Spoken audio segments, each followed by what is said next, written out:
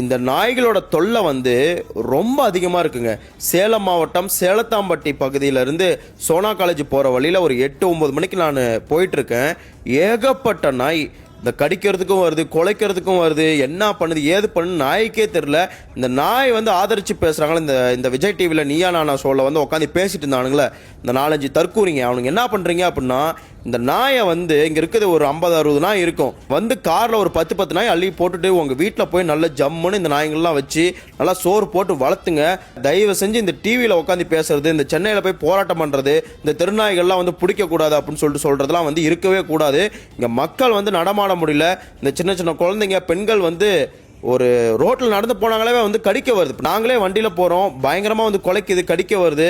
இதுக்கு வந்து அரசாங்கம் வந்து சொல்லிட்டாங்க நாய்கள்லாம் பிடிச்சிட்டு போகணும் அப்படின்னு. இங்கே சேலம் மாவட்டத்தில் இந்த பகுதியில் வந்து சேலத்தாம்பட்டி பகுதியில் வந்து ஏகப்பட்ட நாய்கள் வந்து இருக்குது. தயவு செஞ்சு பிடிச்சிட்டு போங்க. அந்த நாய்கள் வந்து ஆதரிக்கிறீங்களே, நாய்கள்லாம் வந்து பிடிச்சிட்டு போகக்கூடாது அப்படின்னு வந்து சொல்கிறீங்களே, அவங்க தயவு செஞ்சு இந்த நாயெல்லாம் வந்து கொஞ்சம் பிடிச்சிட்டு போங்க. பிடிச்சிட்டு போய் உங்கள் வீட்டில் வச்சு வளர்த்துங்க.